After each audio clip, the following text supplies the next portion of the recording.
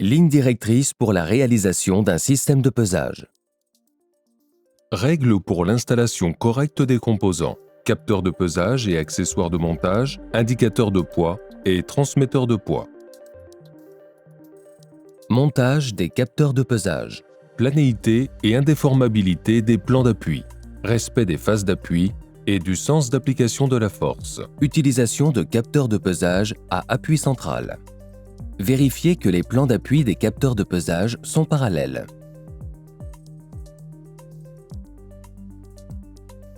Utilisez des accessoires de montage appropriés pour compenser tout non-parallélisme éventuel des plans d'appui. Les plans d'appui doivent être suffisamment rigides, théoriquement indéformables.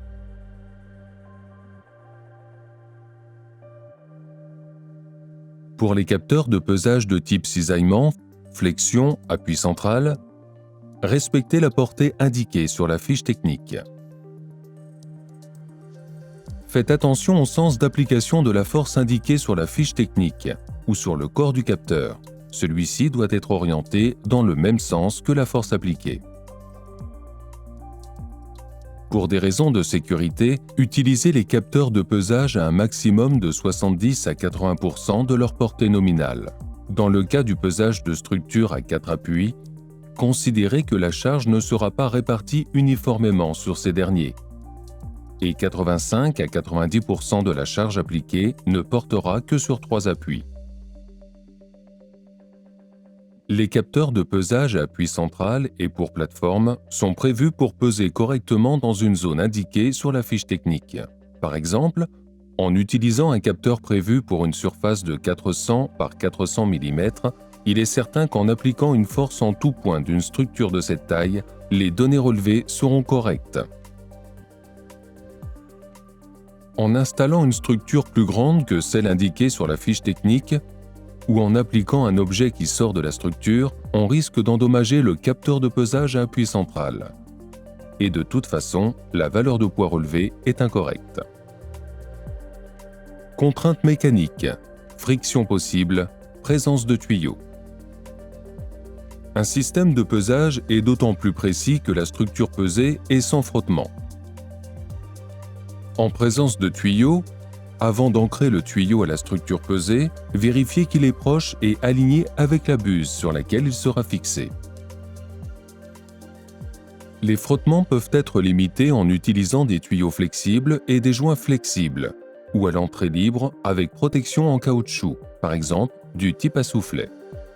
Alternativement, positionnez le premier étrier d'ancrage dans la section horizontale, aussi loin que possible de la structure pesée, au moins 40 fois le diamètre du tube.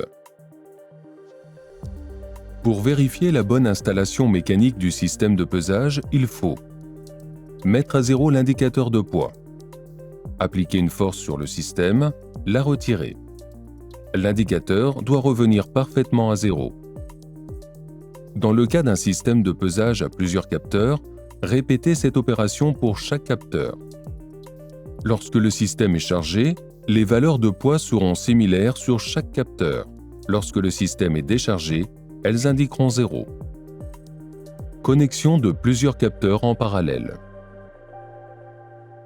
Pour connecter plusieurs capteurs en parallèle, utilisez une boîte de jonction étanche, avec un bornier approprié ou un émetteur multicanal en boîte. Les câbles entrant et sortant de la boîte ou du transmetteur multicanal nécessitent l'installation de presse-étoupe. Les câbles d'extension utilisés pour la connexion doivent être blindés. Nous recommandons d'utiliser un câble à 6 fils avec gestion du référence détection, capable de compenser la chute de tension due à la distance entre les appareils.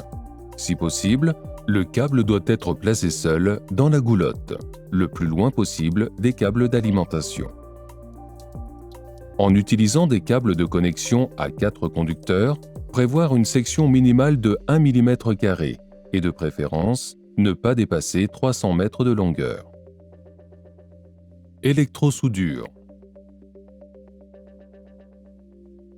Nous déconseillons les soudures avec les capteurs de pesage déjà montés. Si elles sont inévitables, Positionnez la pince de masse de la machine à souder aussi près que possible du point où vous souhaitez souder, afin d'éviter que le courant traverse le corps du capteur et l'endommage.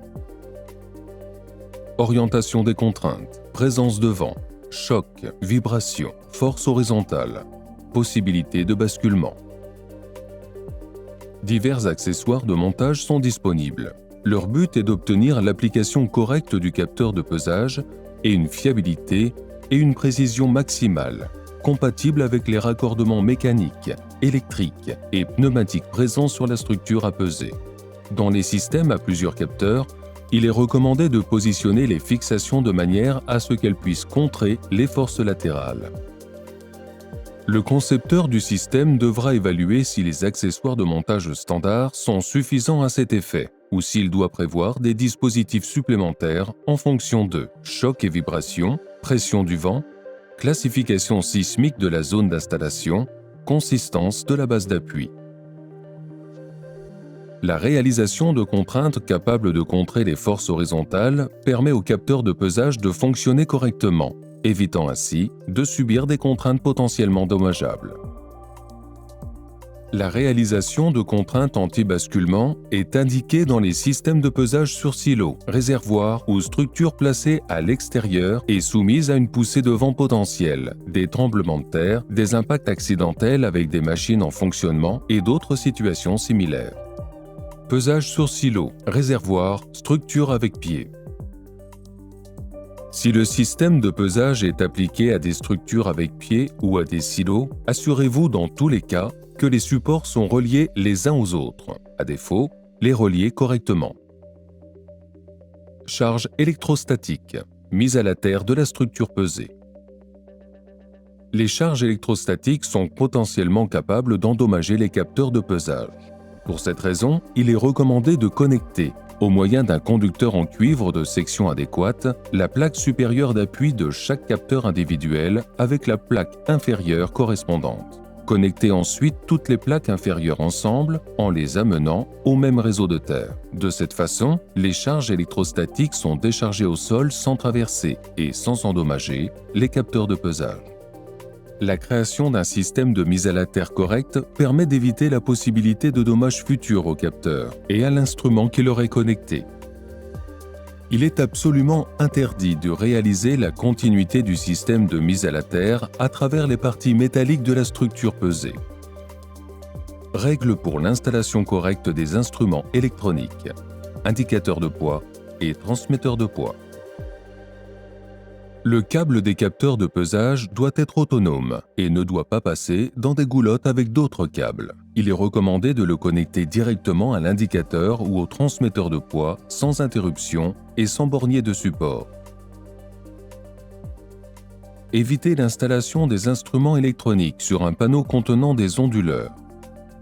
Si cela est inévitable, installez des filtres spécifiques et interposez des plaques de séparation entre les onduleurs. Si vous devez alimenter une instrumentation de 230 volts en courant alternatif, utilisez un transformateur 380-230. Évitez d'utiliser l'une des phases du réseau 380 et le neutre. Le responsable du panneau électrique doit préparer et installer toutes les protections électriques nécessaires au système. Il est conseillé de maintenir les instruments sous tension à tout moment pour éviter la condensation.